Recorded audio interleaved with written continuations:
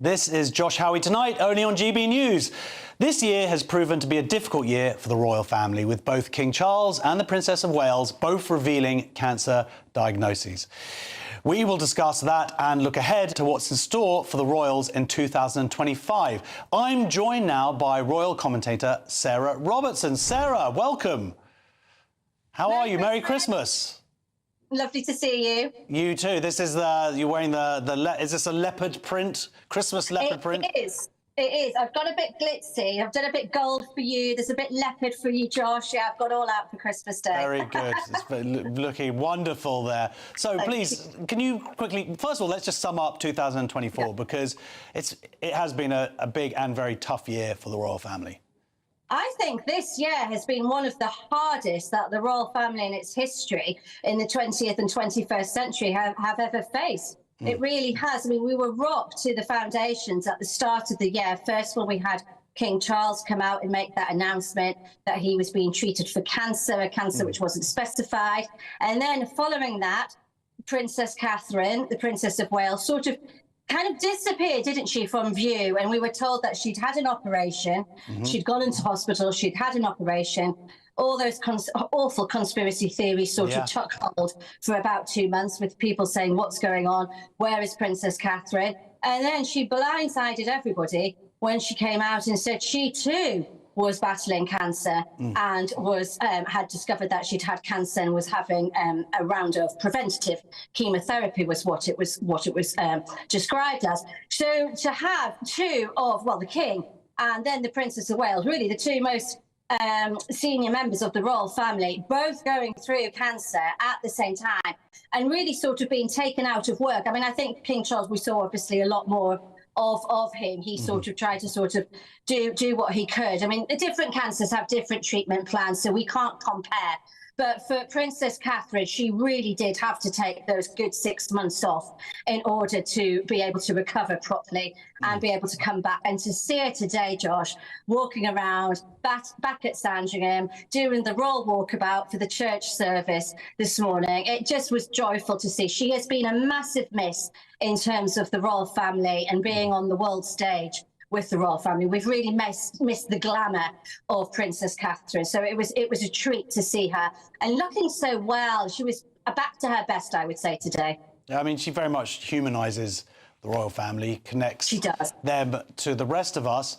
Another moment that I would say happened this year that did that was when King Charles went out into the hospital, and that was that his first appearance back, where he was with other people who were going through cancer treatment, and you could just feel there was real empathy there both ways. Absolutely, yes. I think like anyone going through a life-changing, life-threatening diagnosis such as what the King's gone through, and let's just face it, just yesterday alone they said 150 women were told yesterday alone on Christmas Eve they would have breast cancer.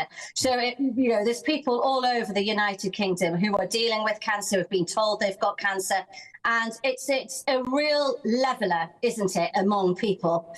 Everybody knows someone or has been touched by this horrible cruel disease, including our King. And I think it's, as you say, it's that empathy, and he has that in spades, does King Charles. He really does. He really passionately cares about the people of Great Britain, about this country, about its future, about our welfare and how people are. And to see him interacting with those other sufferers, knowing that they understood and he understood what they were going through. And it was just seeing King and the people, British people, British citizens, as one, really, all on the same. I mean, cancer, there's no, it's indiscriminatory. Well, it's a great leveller. How it comes. It's a leveller. That's exactly it, Josh. You've given me the words that I needed. Yes, it's the great leveller, and that's what we've seen. And look at the King there. He loves meeting with people. He's very, very tactile.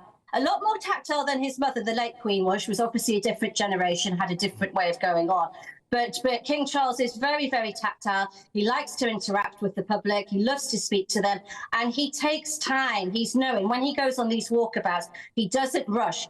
When people go out with him, those who are working with him, he doesn't stop for lunch. He doesn't stop. He likes to speak to everybody, as many people as he can, and make them feel important and make them feel listened to and heard to. And anyone who's working with them on these days out, they're told to bring snack bars in their bags because they won't have time to stop and take a coffee break or get anything to eat because King Charles is relentless. That's how he is. He's such a grafter. And he goes, so sorry about that, Josh. Sorry. That's okay. There he goes. I'm just glad that when the camera went away, we didn't see something terrible. No, it was fine. Right, someone tied up in the corner. No, it's okay. There's no one here. Back in the room. So that's what I'm trying to say. The king, it's what's happened with him, I think, has really brought out even more of his empathy. It's come to the surface even more. It was always there, but now we're seeing a lot more of it. And it's lovely to see, and it's lovely for people to see as well that he understands what they're dealing with and what they're going through, and that he can empathize with them. And that's what he touched on very much in his speech today. So very quickly, what can we expect, do you think, in 2025? Any predictions? Well, it's good. The both of them, Princess Catherine and the King is raring to go. He's sort of been signed off from his medical team. They're very pleased with how his diagnosis, how his treatment plan's gone, how his cancer is. And they've said, yes, he can go back to work full time. Princess Catherine, she's been given the green light to go back to work full time. So next year, it's going to be, everything's going to go back to normal. We're going to see the royals throwing themselves passionately into their causes. They'll be out a lot more, getting involved in things, doing a lot more walkabouts, a lot more charity work. We'll see them at the big days, you know, those big social calendar days where they were missing in action. We're going to see them back at that. And there's lots to look forward to with them. And they have been a miss. It's been hard this year in the royal calendar, especially not having Princess Catherine. And just to have her back next year is going to make it exciting again.